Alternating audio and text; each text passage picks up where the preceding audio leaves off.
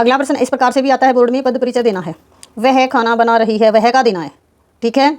अब हमें पता है वह क्या है, सर्वनाम है क्योंकि संज्ञा के स्थान पर आया है, यानी राधा खाना बना रही है। इस प्रकार प्रश्न हो सकता था, तो राधा होता तो संज्ञा होती, नहीं तो ये सर्वनाम है, ठीक है। अब हमें दिख रहा है इसमें क्या है, ये कर्ता कारक है, तो कर्म वाले तो ये ऑप्शन कट ही जाएंगे, ये कट गया। अब रह गए ये, अब वह खाना बना रही है, कौन सा पुरुषवाचक है, ये अन्य पुरुषवाचक है, ठीक है। अन्य पुरुषवाचक सर्वनाम है, ये भी हो गया। और अन्य पुरुषवाचक कैसे है अभी मैं आपको बता देती हूँ। जैसे इसको एक बार आप याद कर लें, थोड़ा सा सर्वनाम को एक बार दोहराई हो जाएगी तो ये सभी याद हो जाएंगे। सर्वनाम के 6 भेद होते हैं। पुरुषवाचक, पुरुषवाचक के 3 होते हैं, उत्तम, मध्यम और अन्य। यानी व्यक्तियों के बारे में जब आता है तो मैं, हम उत्तम पुरुष में आएगा, यानी मैं बोलने वाला होता है। तुम मध्यम में आएगा, जिससे हम बात करते हैं। और वह अन्य पुरुष में आएगा, जिसके बारे में हम बातें करते हैं, वो। निश्चयवाचक में यह है, यानी पक्के तौर पर बता दिया जाता है कि 10 पुस्तकें रखी हैं तो कहा जाता है इशारा करके, या ऐसे ही कि ये पुस्तक लेकर आओ। अनिश्चय में कोई या कुछ, प्रश्नवाचक में क्या और कौन किसे, संबंधवाचक जिसका जिसकी ये मिलेंगे, और निजवाचक में खुद, स्वयं और अपने आप मिलेंगे।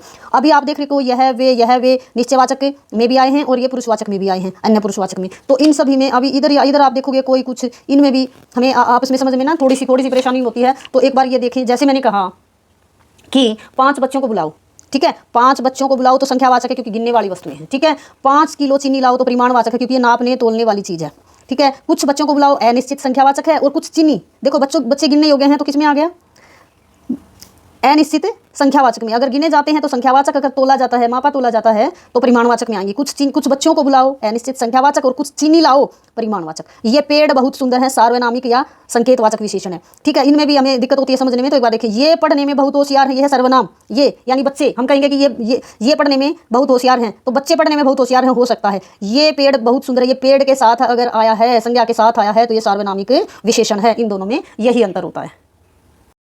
अगला हमारा प्रश्न है कि लेखक ने उस घटना को पूरी ईमानदारी से लिखा, तो किसका देना है, उस घटना को।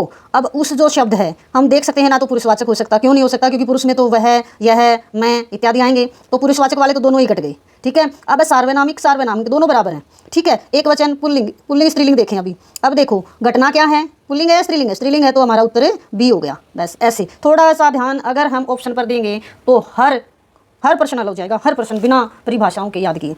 अब विशेषण को एक थोड़ा सा और देख लें हम, क्या कितने होते हैं, 4 होते हैं। गुणवाचक में आ जाएगा रंगीन, ठंडा, भव्य। संख्यावाचक में अनिश्चित और निश्चित। अभी कुछ कई अनेक, अभी इसके उदाहरण मैंने बताए ही थे। परिमाणवाचक में यही आ जाएगा, कम, थोड़ा, यानी कम चीनी लाओ या कम बच्चों को बुलाओ, कम बच्चे बुलाओ, तो इसमें आ जाएगा। और कम चीनी तो परिमाणवाचक में नापने तोलने वाली वस्तुएं आएंगी, और संख्यावाचक में गिनने वाली। सार्वनामिक विशेषण ये आ गया, यह घर, यानी यह घर संज्ञा के साथ, जब संज्ञा की ओर इशारा करके कोई शब्द आता है तो वह सार्वनामिक विशेषण होता है।